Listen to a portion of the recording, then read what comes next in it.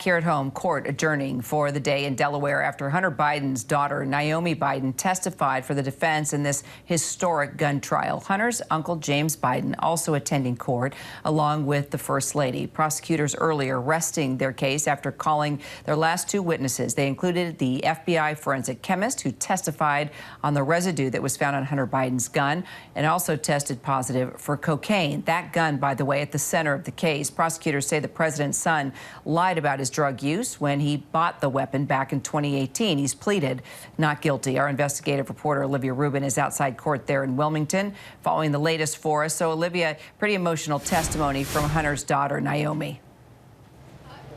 Extremely emotional, Kira, extremely painful, it appears, and extremely private and personal. She did testify about seeing her father in October of 2018, the time that he owned that gun, giving some points to the defense, saying that he seemed great, the best she had seen him, and that she felt hopeful about his addiction. But I will say on cross-examination, the defense having to go at her a little, or excuse me, the prosecution having to go at her a little bit, sort of picking apart her relationship with her father, emphasizing that there were times where she did not see him and that perhaps she didn't even know what he was like when he was on drugs, and she conceded that she guessed that she would not.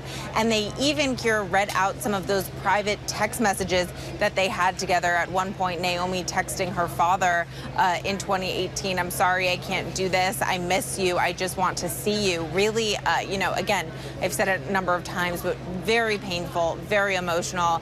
Hunter appearing to possibly get emotional. We saw him, you know, wiping near his face. And, you know, he embraced his daughter when she left the stand, and she was only up there for a little bit, you know, less than 45 minutes, but just in those 45 minutes, quite remarkable. So when court resumes back on Monday, who could we hear from next? Well, it seems, based on what Abby Lowell, Hunter's attorney, just said, is that they are down to, quote, their last decision, indicating they are just taking the weekend to decide if Hunter Biden will take the stand on Monday morning or not.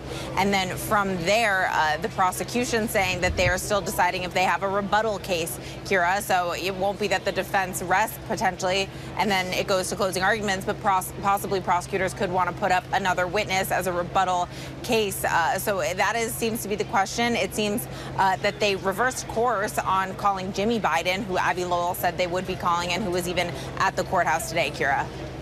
All right, Olivia Rubin for us there in Delaware. Thanks, Olivia.